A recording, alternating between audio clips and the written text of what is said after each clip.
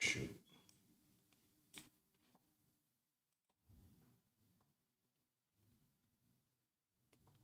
Hold on a second. What happened to my OBS? Yo, I minimized my window. Now I can't find it. Yo, that's just funny. Yo, where did it go? Oh shit. Oh shit. I can't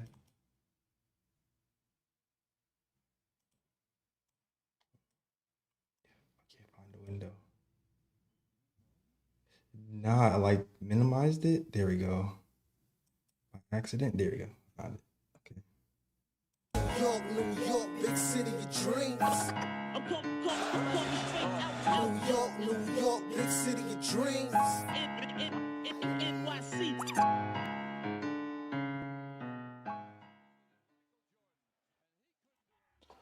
What's going on? This is Jay Ellis from the Knick of Time show.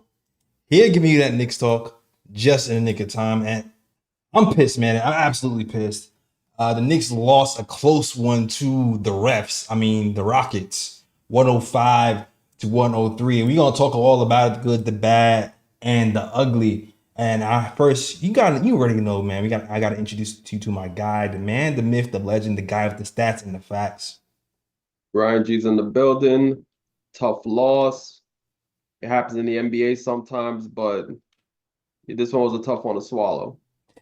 Yeah, man, this one is tough for me. This one in particular is tough for me because, first of all, I'm giving all props to these Knicks. You know, it's been a long season. They're kind of banged up. They're going into the All-Star break, banged up, kind of fatigued. You kind of see it. Jalen Brunson started off very slow.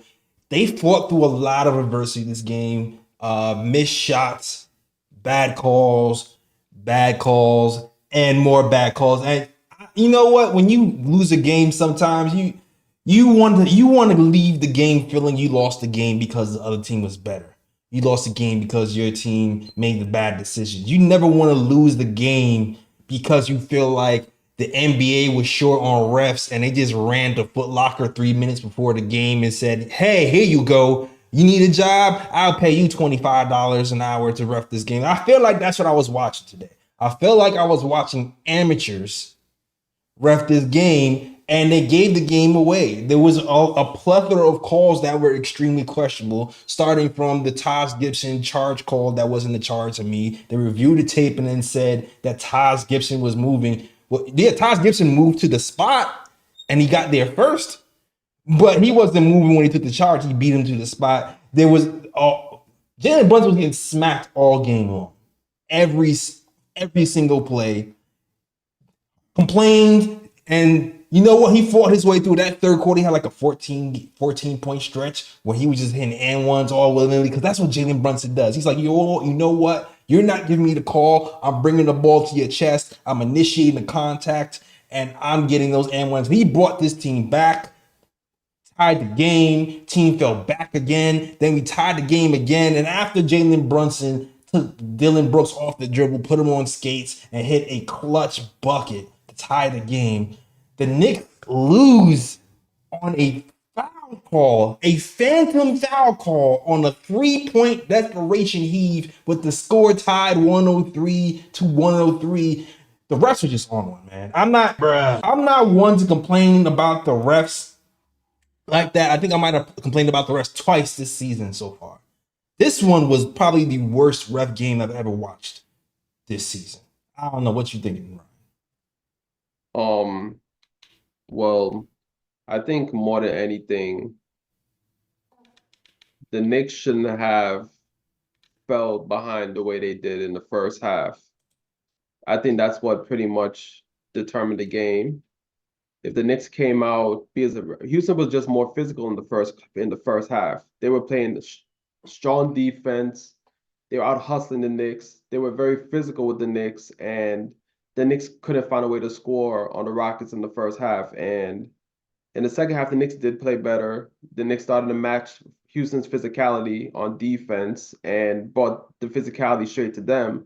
And it was overall was a very physical game, which is why I'm surprised at the call on Brunson to end the game because because the way you're calling the game, you're calling it physical. You're not really Yeah. blowing the whistle on minimal contact. So if you're not blowing the whistle on minimal contact, then why are you going to call a foul on Brunson at the end of the game? That's basically going against the way you officiated the whole game. And also when you look at the free throw stats, Houston Rockets had 33 free throws, the Knicks only had 12 free throws. So right then and there, that shows you that a lot of the calls lean towards the Rockets. And yeah, maybe the Rockets were a bit more aggressive in the first half, whatever the case may be. But that doesn't mean the Knicks players were not getting fouled on a lot of those possessions that you just decided to not call a foul on. So Yeah. it's a tough way to lose a game because you're basically calling a foul on a player because you're basically calling a foul on somebody that had minimal contact on a contest at the end of the game, and you're calling the game physical, where it's like you're letting a lot of shit go throughout the game. So it doesn't make sense to call a foul on Brunson on that when it's not even egregious contact. So it's just a tough way to lose the game. But the Knicks kind of dug that hole themselves because they went down by 14 and a half, and they had to claw their way back against a Houston team that was playing great defense pretty much all night. Yeah, no, I agree with you. I agree. Listen, the first half we didn't have it. Jalen Brunson, to me, Jalen Brunson didn't have it. He looked flat. The physical defense bothered him. Without talking about the rest, we talking about X's and O's and stuff. The first half, Dylan Brooks was exclusively on Jalen Brunson. The second half, the coach found a way to get Dylan Brooks off of Jalen Brunson for at least a good stretch of that third quarter. And that's when Jalen Brunson actually started to get going. Now, Brunson cooked Dylan in that fourth quarter, but to get him going, he had to get him off him. So I feel like we fell behind one because Jalen Brunson just didn't have it in the first quarter. And he's been, you got to give him some grace. When he's scoring 30 points a night, you can't expect him to be perfect and have, a 15-point first half every single time. That Dante DiVincenzo helped. But he was off. He was off in that first half. Also, the foul trouble from the bigs also didn't help. Sengun getting Sims and Precious into foul trouble early really hurt us because Precious himself had a phenomenal game. Let's see, what's these rebound stats looking like? Precious had, I feel like he almost had like a career high in rebounds because he had 17 rebounds. Yeah, 17 rebounds from Precious is ridiculous. None of them offensive. Yeah, 9 offenses. And I felt like Sims did the best job on Sengun in the first half anyway. Him getting in foul trouble and Precious getting in foul trouble really let Sengun kind of get loose to me in that first half. And it got them really comfortable. And we got into trouble for me defensively in the first half because of those guys getting into the foul trouble. And the second unit in that first half wasn't really clicking defensively, and it helped us dig into a hole. So it was partly Brunson not being Brunson, like partly the foul trouble between the bigs, and partly that second unit still trying to gel and find out how to flow within the offense. That's what I saw. Yeah, most definitely. And yeah, the bigs getting into foul trouble definitely hurt because when Sims and Precious were in the game together, they pretty much held down the fort defensively against the Rockets. And I'm pretty sure if you check the plus minuses of when Jericho Sims and Precious was on the court together, because like if you check the stats, like yeah, Jericho Sims is a +7, Precious is a +3, which shows that when they're on the court together, Yeah. I'm pretty sure that the Knicks were all positive with those guys on the court together. But once they got those guys in the foul trouble and they had to go to the bench and the Knicks had to go small, that's when the Rockets started to make their run in the second quarter. And this is the thing with the Knicks defense, and this is why it's essential for the Knicks to get their bigs back. Because when the Knicks don't have their bigs, the defense is compromised, like how it was in that second quarter. But you have to give Precious a lot of credit, though, because the Knicks did play small down the stretch in the fourth quarter, and Precious held his own against Sengun when it really mattered. Yeah. So you have to give Precious his props because he stepped up defensively when the Knicks needed him to. But the refs is just crazy. The refs called like 67 travels on the Rockets. Last play of the game, Sengun is posting up Precious. Sengun takes 4 steps because Precious backs off of him. He almost trips and falls. The refs don't call a travel. It was just a weird officiated game. this game. There's certain things that I want to point out though that we might come back to that I kind of liked. But overall, it was just a really weird officiated game. It was very frustrating to watch, and I was pissed, man.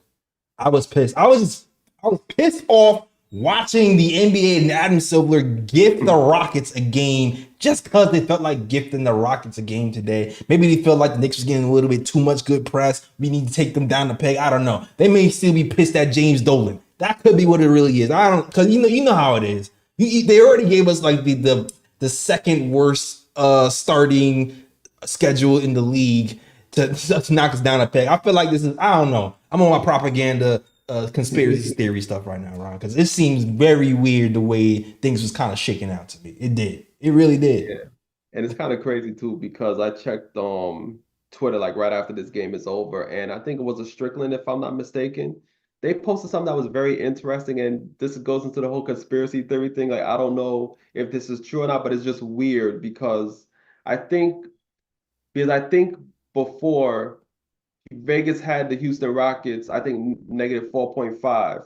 And then like with the injuries, I think they moved it to -1, which is the spread. And then seeing how the game finished like so close like that, it kind of gets you thinking like, was the fix in with Vegas? Yeah, it was looking real Tim Donahue-ish over here. Like it was like I'm not gonna hold you. I'm not surprised. I wouldn't be surprised if there was a Netflix special on this NBA season in general because the amount of calls that refs have reviewed and got wrong after the review this season, not even just the Knicks games, just NBA. If you guys have been watching NBA games all season, refs seem to be getting reviewed calls wrong. And you start to have to think that these prize picks and these betting stuff, I find to wonder, does this really affect the game, man? Because it's weird. It's just weird. I don't know, it's all weird. It really is. I wouldn't be surprised if the refs had a parlay on this For real. game that they had to hit.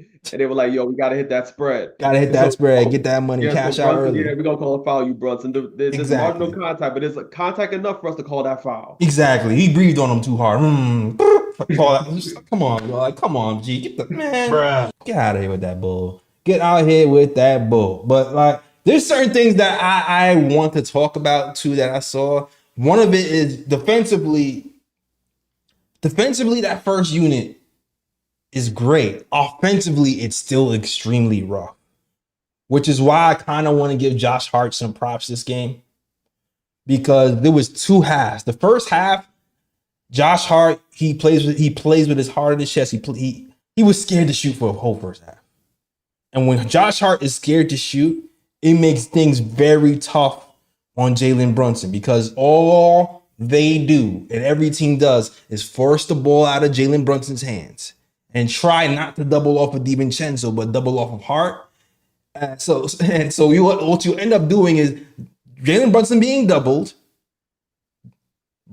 Josh Hart getting the ball, and then the defense resets, and now you have to rework another angle with 10 seconds left instead of 24 seconds. So you're just pretty much burning clock because Josh Hart has been indecisive for that whole first half. But that second half, he was extremely decisive. He was shooting the open shots when he had them. He was shooting them with confidence. And when Josh Hart is hitting threes, it totally changes the game for us. It totally does because now you have Dante and Josh Hart being a threat. And now you have Josh Hart being a triple-double threat, playing defense, getting out on fast breaks. He's like a complete animal, a complete grade A NBA player. And I feel like that was a huge part of why we even got back into this game. So I want to give my props to Josh Hart today because he's been atrocious offensively to me for like a week. And today it seemed like he finally snapped out of it a little bit. Yeah, I think with Josh Hart was definitely a tale of two halves. In the first half, I wanted Josh Hart benched. Honestly, I wanted him benched in the first half because he was playing terrible Facts. in the first half. And defensively, he wasn't providing much as well because I saw him burned on like a good 3 or 4 occasions on defense as well. And it's like, all right, if you're gonna be that terrible on offense and you're not gonna provide the defense, you don't need to be playing. So I was definitely pissed off with Josh Hart in that first half. And I'm not one of these people here that's like against Josh Hart and want him traded and things of that nature. Like I still believe in Josh Hart, but that first half was terrible. It was. Second half, he did get himself together. played better defense. Offensively, I think he knocked in 2 threes, I think, or was it 3 threes? One of them, but he was knocking in his shots and he was more effective on offense. And I'm just glad to see that, he was able to wake himself up and play much better in the second half, which also contributed to the Knicks getting back into the game also. So you have to definitely give Josh Hart his props. But yeah, that first half I wanted him benched. I was done with him in the first half. I was super done with him in his first half. I'm glad he turned it around. Second, I want to point out Alec Burks because Alec Burks is also a tale of two halves. It's funny. I'm starting to think, we brought Alec Burks here to be a backup point guard, kind of a playmaker. I'm looking at Bojan and going, things that make you go, I'm starting to look at him like point forward, yo. I'm starting to feel like have Alec Burks be the secondary playmaker, have Bojan be the playmaker, and then we go that way. Because Alec Burks can make some tough shots. Actually, he has very good ISO numbers this year. I don't know if you guys heard. I said this last show. 99 percentile in ISO. But when you're looking, I don't even have the clean the glass stats kind of even queued up. But Bojan is a threat everywhere on the floor. Every single word on the floor. 3-level score. If you look at Alec Burks' shot chart this season, he's good in one place, maybe like 1.5 place. He's good in the 3-point line, and that's been it. He's usually a mid-range guy. He has not been a mid-range guy this season, and he hasn't been hitting the mid-range so far these few games. Granted, it's only a couple of games, but I don't like the way I don't like the way the offense looked when it was going through Burks. The turnovers, the stagnant thing. I don't know. What did you feel, Ryan? Yeah, so far, I mean, it's just 2 games, so I'm not gonna really, get on Burks that badly, but it seems like the prize guy in that trade was Bogdanovic, the way he's been playing so far. He's definitely been an offensive weapon, and and the fact that he can just create his own shot, he can also create for others as well. It's definitely a positive addition to the Knicks. And even defensively, I didn't think he was terrible defensively this game. I thought he played okay on defense. So if he could play okay on defense and provide shot making and a bit of creativity, I think he's going to be a major piece for the Knicks going forward. Burks, not the best game from him tonight. Definitely saw some things that gave me PTSD from the last Yeah, time. for sure. Yeah, definitely saw some things that made me be like, oh boy. But I'm gonna give Burks a chance to get more acclimated with the offense, and I'm not gonna be too rough on him. Just 2 games in, but he did look pretty bad, especially when he was quote unquote running the offense, running point, and he didn't look too well. Yeah, Not too. nah. I see you in the chat. Stagnation, ball movement. Nah, I saw it too, especially with the second unit. It was a lot of stagnation and lack of ball movement in that second unit. And funny enough, that when we made that comeback, we made that comeback flowing through Bogdanovich, which is it's kind of making me wonder maybe we should move more in that direction. It especially seems like Bogdanovich seems very comfortable creating from the top of the key and kind of just he's a power forward and he kind of flows like more of a small forward. So there's gonna be a lot of he's gonna have a lot of matchup advantages beating up on bench pieces at the power forward spot. I don't think he'll have that much resistance. So I feel like that might be the way to go moving forward. Okay. Yeah, no, I was just saying that I definitely have to big up Lee because Lee was definitely on the Bojan Bogdanovic train. My guy was like, bring Bojan Yeah, he Bogdanovic was. here, and I was kind of hesitant at first because I just didn't like what I saw from him defensively on Detroit. I know he could score the ball, but I just didn't like what I saw the few games I watched on the of the Pistons of him playing defense, but tonight he showed me something, and I can definitely see how the Knicks can utilize him going forward. So I'm definitely very high on that front. But yeah, Burks, yeah, he's gonna have to show me he's gonna have to definitely play better these upcoming games for me to believe in him. Yeah, man. Yeah. Like, woo. It's been rough. It's been rough. It's only 2 games though. I'm not Yeah. burning down the bridge yet. It's only 2 games, but it's been rough. It's been rough. I'm gonna ask you some questions because I see you in the chat. Shout out to the chat, man. Shout out to the chat. Shout out to Ann Grill. Shout out to Ricardo Custer. Shout out to Nick Yak, Knicks Nation TV. Shout out to Fritz Alessandor. C Dads. Everybody else is rocking with the KOT show. I started out fast today. Man, I need to get out. I told Ryan it was only Ryan today, so it was less people to set up for, and I was just like, "Yo, we starting. I don't have no graphics. I don't have no score. I'm just like, yo, we starting, man. Because this is ridiculous." But I see some of your comments in the chat, and I want to address some of these things. I want to talk to Ryan about it because I was actually wondering the same thing. 2 things that stuck out to me that was kind of weird. One, closing defensive lineup. Game on the line, 103-103. McBride is in the game for defense. If you're having an all defensive lineup, why is Brunson in the game? That is true. That is definitely true. I mean, he could have definitely, you could definitely sub in McBride because McBride is a defender, but you could sub in Sims as well. Yeah. Just to solidify the defense a bit more.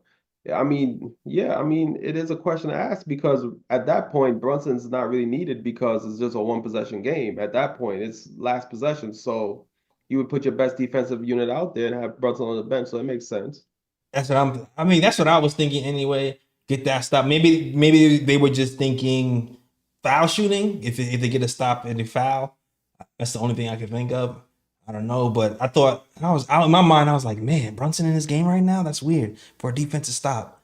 2, how did you feel about Burks closing the game over DiVincenzo? I mean, I'll say this because I see Knicks Nation TV mentioning something in the chat if anyone's worried about Devo hamstring. So it makes me wonder if he was hurt, and that's why he wasn't in the game late. I'm not sure. I mean, I was watching the game. I didn't see him.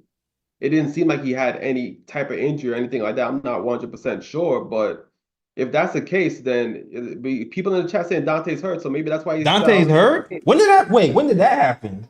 I mean, I didn't see it watching the game. I didn't see him get hurt, but people are saying that he hurt his hamstring and he went to the locker room. Oh my, bruh.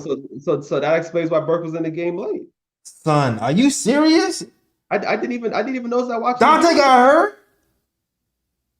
I didn't even notice that watching the game. I didn't even see that. Dang, y'all, this is making me depressed, man.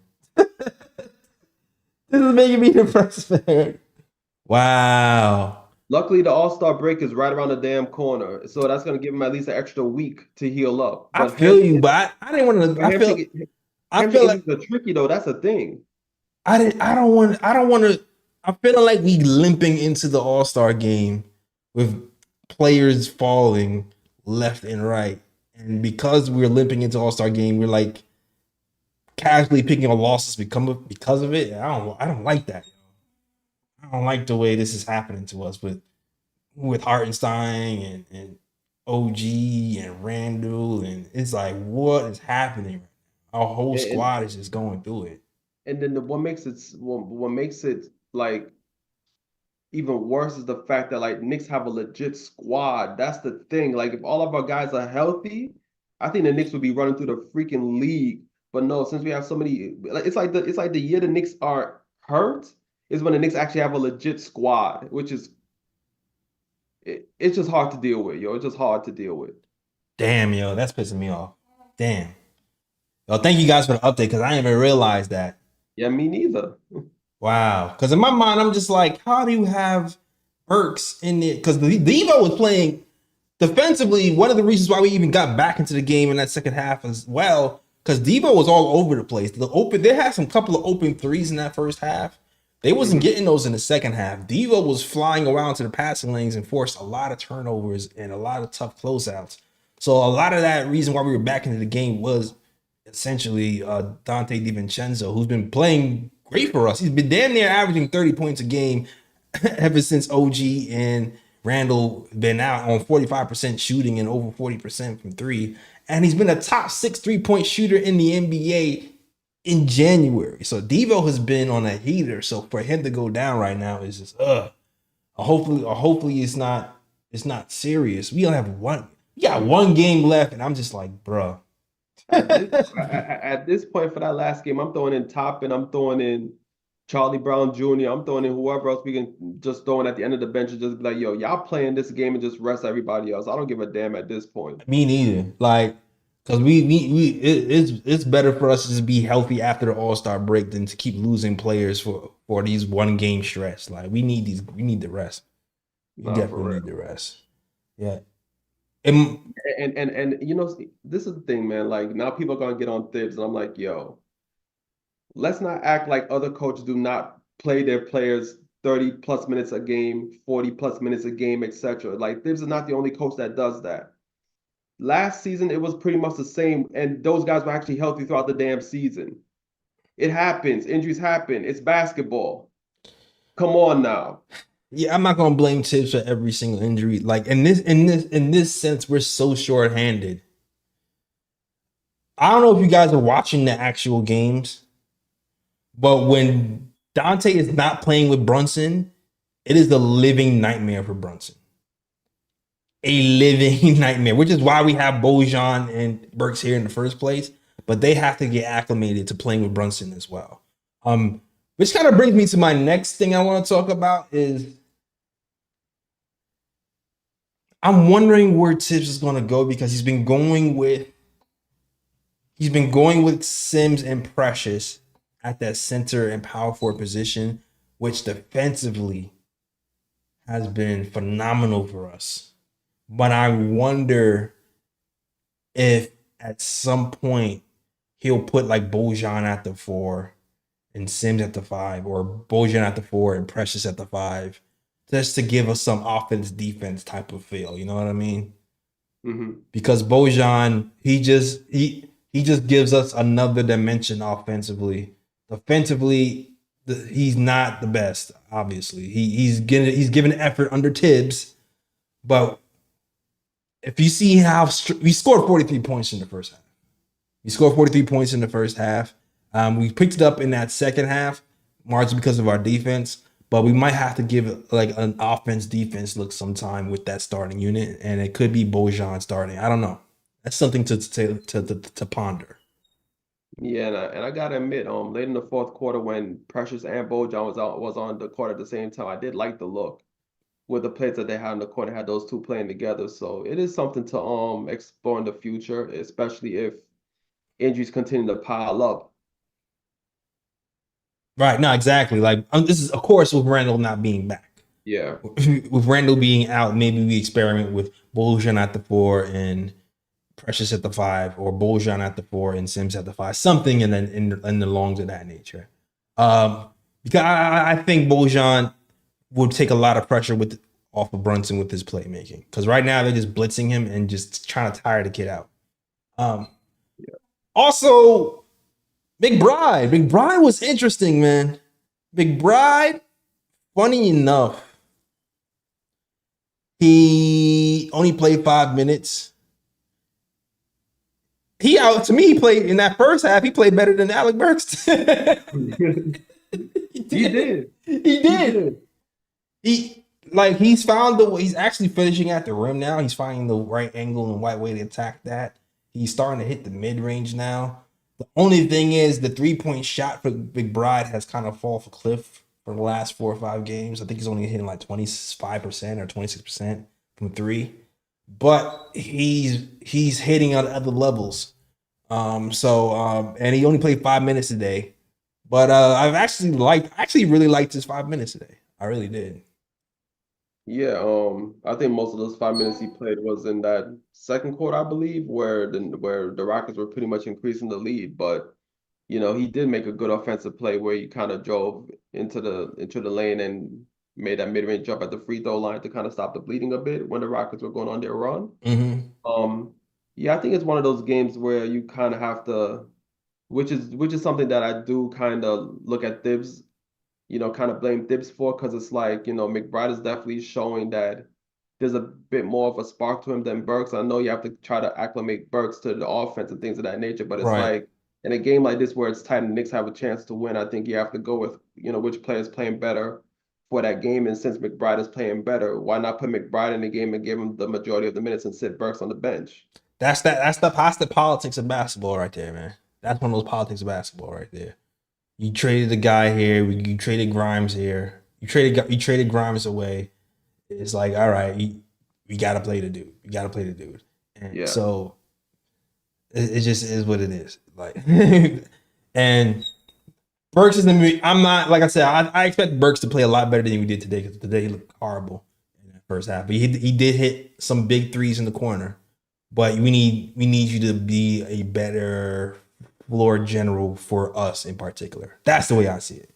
But aside from McBride, you already know what it is. When people get healthy, he's not going to get the minutes this season. I can foresee Burks.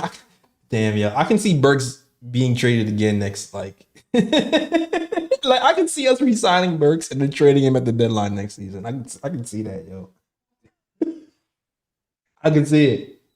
I can see a situation where they're like, sign him, trade him at the deadline, because they're like, you know what? We really like what McBride is doing. Now we think McBride is ready to be the player. Like, I can see that happening. I could just, your face is I mean, disgusting right now. I wouldn't put it past his front office, especially since they're still going after that star. So the more contracts that they can have, that they can trade and still keep like their main core, they're gonna do it. Yeah, they are. They're gonna do it. They're definitely gonna do it. But yo, I've talked about this game to death, man. I'm pissed. This is probably the most I'm going to talk about the refs this season. I already know what the comments going to be like, because when people watch comments, they be like, you why? So y'all just blaming the refs. It's like, yo, this game was hard not to blame the refs, man. This was rough. This was really rough. But if you get past the ref blaming, you'll get the actual game analysis and blah blah blah blah. Rough game for us though. Facts. And I mean, I did mention that, the Knicks falling behind by 14 definitely hurt them. If they actually came out the first quarter better, I mean, the first half better, with a bit more energy and a bit more physicality, matching the Rockets' physical play, and just kept the game closer, maybe it would have been a different outcome. But that's how the ball rolls sometimes. And, and I mean, come on, game tied late. To call Brunson on that foul was kind of egregious, especially when you had both teams playing physical the whole damn game. So, I don't get it, son. I don't understand. I just don't understand it. I don't understand how Dylan Brooks can just shoulder check Brunson to the floor, and then Brunson get called for a foul there. Well, and then on the last play of the game, Brunson just brushes by a guy who's shooting a heave from 3-point line and no call. It's crazy to me. It's absolutely bananas to me. I don't get it. I don't get it at all. These refs suck. They do. Damn zebras. Oh man, that's all I got. You got any bro bricks, man? You got any bro bricks today? Yeah, I got one bro pick. All I right. guess to kind of lighten the mood a bit. Yeah, you got light in this mood. I got this bad juju in my soul. I don't want to get rid of it. Exactly. So my only bro pick tonight goes to Grady Dick on the Toronto Raptors. I know that name is wild, but that's his guy's name, Grady Dick. Every time you watch a program or a team plays him, if you just look on Twitter, every team that plays Grady Dick, you just see all the dick jokes. Word. Yo, I can't imagine growing up with that name, going to school. You gotta homeschool me with that name. I'm sorry. Facts. Okay, so if y'all not paying attention to what's going on across the NBA, the Spurs smacked the Raptors tonight. Wemby had 10 blocks. And Grady Dick contributed to Wemby's 10 blocks, and this is how. So my guy Grady was driving down the lane, wide open lane, went up for the layup. Nobody was there. Wemby was to the side of him. Wemby was not in the vicinity to affect the shot. My guy went up for a finger roll, air ball. Bruh. My guy catches the air ball, goes up with it. Wemby blocks him. He gets the ball back, goes up with it again. Webby sends it to the. He just sends it, and then it gets the turnover. It's not travel. The refs know how to call travel anymore. When you throw the ball in the air and catch it, that's a travel. Yeah, it should have been a travel, but they ain't called it. And my man went up. Wemby blocked it. He got the possession back. He went up again, and Wemby sent that to the next dimension. Turnover. Damn, yo. Double on blocks is crazy. For real. Well, shout out. Never mind. I was gonna say shout out to. Matter of fact, it's a triple double Wemby had tonight. Damn. Triple double with blocks. I was gonna say shout out to the D, but I stopped myself. That was a major pause. That stop myself. Hey, yo. Shout out to Grady. There we go. Shout out to Grady. Just shout out to Grady. Shout out to Grady. All right, yo. I'm going. That's the show. I don't know if I got nothing else, man. I got this out quick show. Shout out to Gleb and Knicks. I guess you laughed. You like the Grady joke. Shout out to you, potty mouth. And shout out to Anna Grill. Shout out to Knicks Nation TV. Nick Yak, Seed Ass. Everybody else is rocking with the show. If you like the show, hit that like and subscribe. We here after every game. Today we actually started pretty damn fast. I said screw the damn graphics and all that other stuff. And I kind of just went off the dome. I even hardly wrote any damn notes down. I wrote like 3 things down and freestyled it. It is what it is. But that, yeah, man. Ryan G, let them know where they can find you, man. You can find me on Instagram at Sir G is chilling. Sir G is chilling. That's SIR. G is CHILLIN. You can also find me on Twitter at Ryan G KOT. That's right. And you can find us at the KOT Show on Twitter, the Knick of Time Show on Instagram, and the Knick of Time Show on Facebook. So yeah. Next game up, we got the Magic on Wednesday. And that's it. We gotta on the day of love, we gotta win, man. Gotta win on a day of love. But I can't even tell you. I don't even know. I can't. Nah, honestly, I don't give a damn if the Knicks lose against the Magic. Just put Jacob Toppin out there. Just put Charlie Brown out there. Like, yo, just put those end of the bench guys out there and just have them play massive minutes. Rest our guys going to the All-Star break. When the All-Star break is over, we'll reconvene. We'll regroup. And see if we can get things rolling again after the All-Star break. I hear you.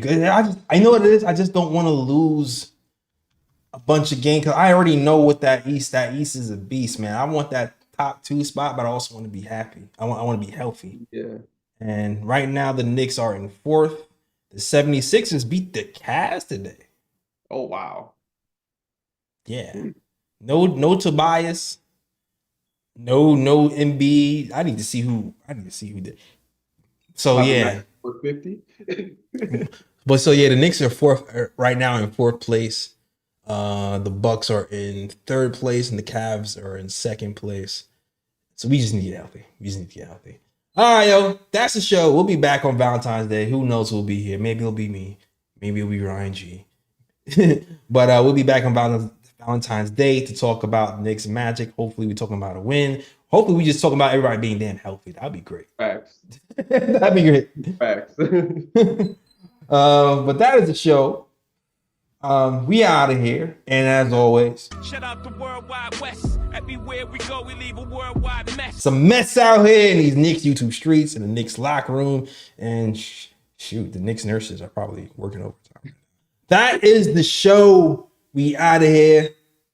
Peace.